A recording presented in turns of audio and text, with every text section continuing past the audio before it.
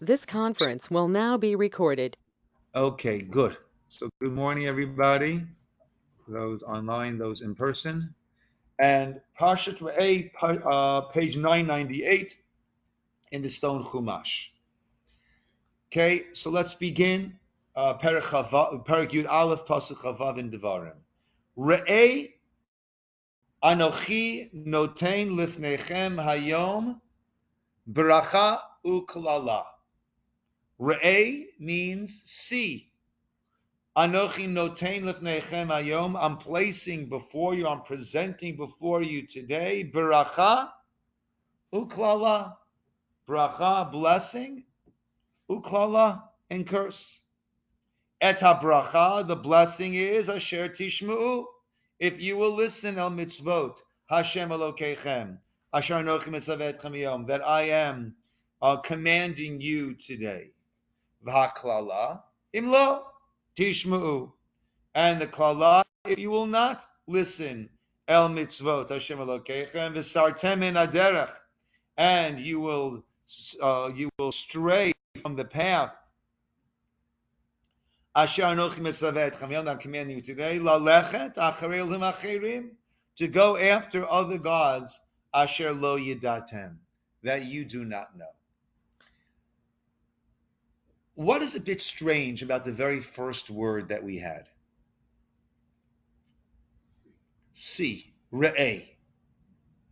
Now, right. Right? So the way some explain it, right? Re'eh is normally something that there is one tangibly sees, whereas this is a concept more than a physical reality that one sees. On the contrary, right? One might even say, I think Rabbi Twersky says that one of the reasons that we cover our eyes when we say the Shema is because what we see around us is almost counter indicative of what we would expect to see in a God world, right? What we see a lot of evil that prospers, a lot of righteousness that seems to suffer. So when we're saying Shema Yisroel Shem Elokeinu Hashem Echad, we need to sort of shut out what we see, recognizing that what we see is often either very superficial, and very often I'm privy to that you have situations where everyone thinks this person's on the top of the world, but they'll come and share with me the real struggles that they're having, and what we see is not really what is going on one level, or what we see might be what's going on, but we're seeing a small slice of the whole picture. Boker Tov Ora. So anachnu beperek Yud Aleph Pasuk Chavav, and we're asking, so why does it say Re'ei Anochi Notein Lefnechem Hayom Bracha Klala? See, what is it that we are seeing? On the contrary, we often need to shut out what we see. There's a wonderful fellow back where I lived in Muncie in Rockland, who he runs the Tomchei Shabbos there. Tomchei Shabbos is an incredible organization, and we used to go Thursday nights and pack up boxes that would be delivered to different families, similar to the Simchat Shabbat, beautiful organization we have here in Irvine, that brings packages for Shabbat to families that are in need. So you'd have the packers. I was one of the packers, and then you'd have the deliverers, and it was a whole amazing setup. And after we do all the packing Thursday night, we would daven Mariv and have some cholent and some kugel. Right? that was part of the deal. So the person who runs it, and he has a budget of about, I think it's about $8,000 a week in terms of the cost. So he once went to a well-known, wealthy person in Muncie, lived in a beautiful house, to ask for a donation. And the person said to him, I'll give you a donation, but I'd like to see a list of those who receive. And he said, listen, I'm sorry. I can't. We don't do that. We don't do that. The guy said, I'll give you $10,000. 5 names. Sorry, can't. I'll give you $25,000. 3 names. I'm sorry, I can't. I'll give you $50,000. 1 name. And he said, I can't. I'm sorry. I hate to walk away from such a donation, but I can't. The guy looked at him and started to cry.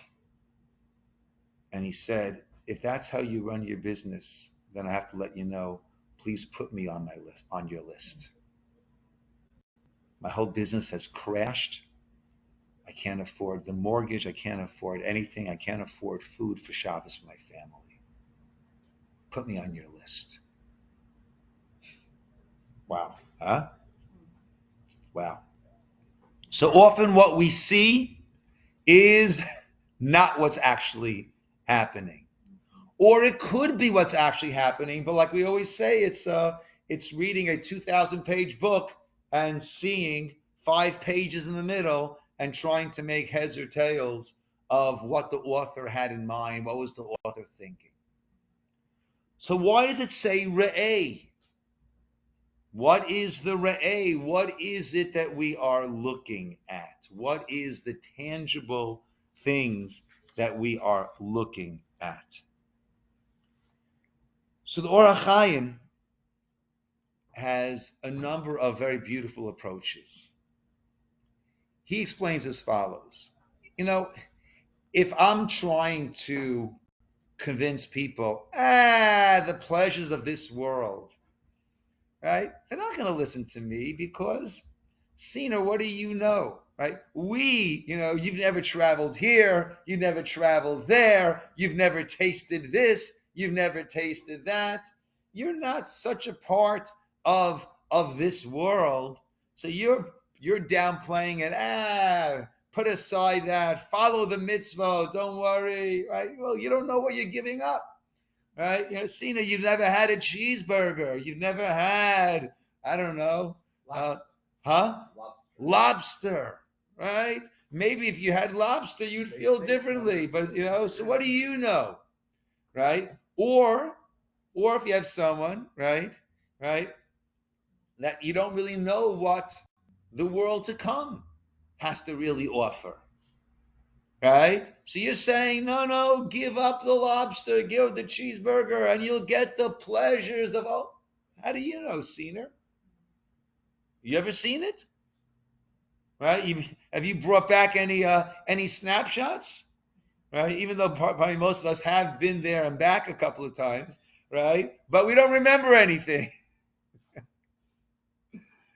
So how can a person really try to speak to others and say, come on, I'm giving you bracha, I'm giving you klala, there's bracha, this is the path for blessing, this is the path for klala, come on, right? Hold strong, don't give in to your temptations, do the right thing, take the high road. So Moshe says to them, Re'ei Anochi, not Re'ei, see. Anochi noten lifnechem hayom, see, I'm placing before you today. Moshe says to them, Re'ei Anochi, look at me. Moshe was very, very wealthy. Every Navi, every prophet, was one who was beyond, right? And we learned that it was the shavings of the sapphire of the, Moshe was very wealthy. And Moshe had ascended up to the heavens. Moshe was there in that spiritual realm for 40 days. Lechem lo achalti, yayim lo shatiti. I didn't eat. Moshe was there like an angel for those 40 days in that spiritual wonder world. So Moshe says, Anochi noten lifnechem hayom. Look, Look who is the one who is giving this, who's saying this before you.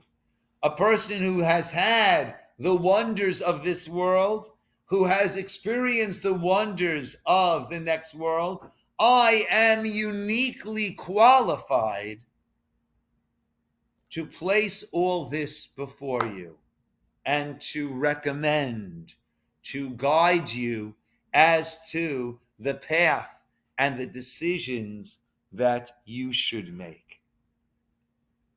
That's one approach. Another approach. Where else do you have the word Anochi? What does Anochi remind us of? Selfish? Hmm? Selfish. Selfish. Anochi. Oh, selfish? I thought shellfish. I think we'll go back to the lobster. No. Well, what do we have sitting on top of our ark over there? Ah, Anochi Hashem Elokecha. Anochi is the first word of the Aseret Hadibrot, of the Ten Commandments. Re'ei Anochi. Look at that moment when Hashem spoke to the entire nation. Right? It's not coming from me. It's not, oh, listen to what Moses has to say. Anochi. You've heard this from God himself. The Kedusha that we say at Musaf on Shabbat is Hu Yashmeinu Barachamav Shenit. He will make it heard to us again a second time. Right? To be before the eyes of all, to be for us the God. That was the one-time revelation when God spoke to an entire people. So Re'eh, look at Anochi. I don't know if he held up the Aseret HaDibra when he said this. Right? They were in that special aron that he had made already. But look at the Anochi. It's not just me that's talking. This is coming directly from Hashem. A third approach, and then we'll go a little bit forward, is Re'eh Anochi. There's a beautiful teaching that when a person is praying, their eyes should be looking down and their heart should be up. Right? The eyes. So the simple meaning is, right? You're not looking around. Oh, who walked in? Oh, what time is it? Oh, my phone just beeped. Right? Who's texting me? What's the latest WhatsApp message that I got? And I made sure that my WhatsApp does not cause my phone to vibrate. Otherwise, it'll just be vibrating the entire day, and I get absolutely nothing done. Right? So your eyes should be down, not getting distracted, and your heart should be up in the heavens as you are communicating with God. That's the simple understanding. But there's another approach to it, which is our eyes that represents the physical world that our eyes can take in. Our heart that represents the Olam HaRuchani, the spiritual world, the spiritual heights that we can attain. So when it comes to our eyes, when we're davening, when it comes to our eyes, we should be looking down. We should be thinking about those who have less than us. And we should have this sense of gratitude, of appreciation, of love for Hashem, for all that which he has given us. But when it comes to the heart, there we should be looking up, looking at those who might be doing more than us, might be on a higher level than us, and saying to ourselves, well, why shouldn't I? Why can't I? Why can't I also reach that height? Why can't I also make those commitments and do those things? So when it comes to the physical, the material, We need to look down at those who have less than us, right? Famous pasuk, not pasuk, Mishnah in Pirkei Avos, Ezu Ashir Hasameach Bichelko, often mistranslated. Who is wealthy? One who is satisfied with his lot. It does not say satisfied. It says Sameach, one who is truly happy. Bichelko. What is Chelko? We say his lot. But Chelek means a part of, a fraction of. No one has everything. No one has everything. Everyone has a chelek. Everyone has part of the pie. No one, even Elon Musk, no one has the entire pie. Everyone has part of the pie. So therefore, we need to focus on what we have and be sameach. We look down. We think about those who have less than us, and we thank Hashem. Wow, thank you for what I have. And we look up our heart when it comes to the ruchani, the spiritual. Why can't I also be doing more? So Moshe says to them, Re'ei anochi. Where should you be looking? Look at me. Look at me. Look at the connection that I have with Hashem. Tangibly, Re'ei anochi, look at me. And you can understand that there is bracha and klala. There's blessing and there's curse. Right? Look at me. Aspire for those who are at a high or higher spiritual level. That's what you should be working towards. Re'ei anochi. That's where your gaze should be. Now, especially our Hebrew speakers, there's a grammatical anomaly, a grammatical problem with these first four words. Re'ei anochi notain lifnechem. What's grammatically non-aligned over here? Either it should say re'ei, see in the singular, anochi notain lifanecha, I'm placing before you in the singular, or it should say re'u, re'u in the plural, you all should see, anochi notain lifnechem, I'm placing before you all. Re'ei is in the singular, and lifnechem is